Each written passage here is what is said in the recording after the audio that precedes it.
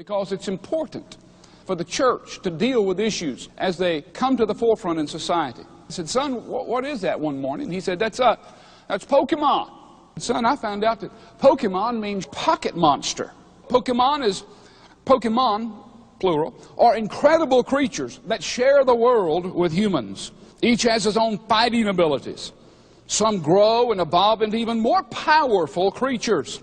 The children are developing relationships with all these Pokemon creatures, little reclusive, power-filled monsters. But why should they carry these monsters in their pocket?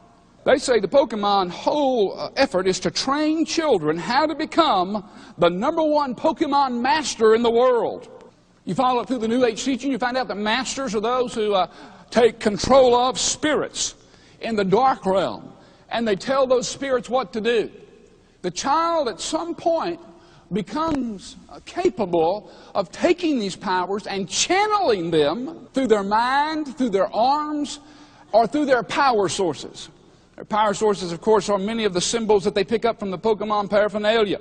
So Pokemon is a game that teaches children how to enter into the world of witchcraft, how to cast spells, how to use psychic phenomena, how to put to work supernatural powers against their enemies, how to fantasy role play. Pokemon world is a world of the demonic, of the satanic.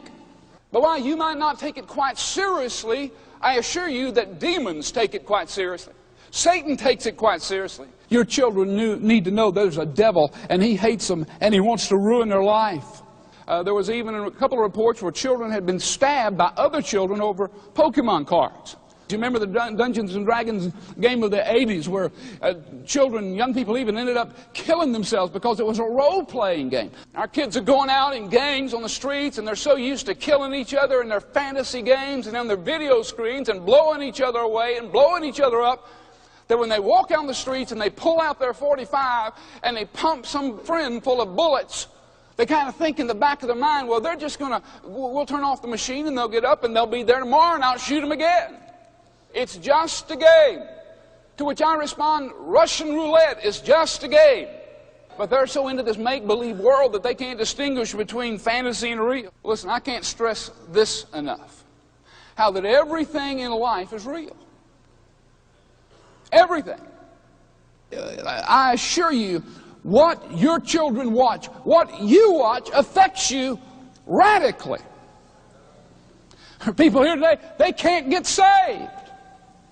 Some of you can't go to heaven. Why? Why? Why?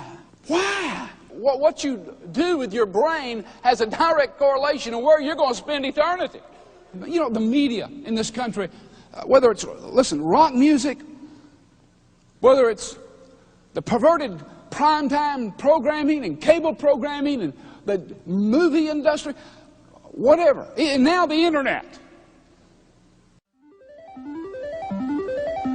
Yes, they have their own websites, several of them, in fact. Listen, don't think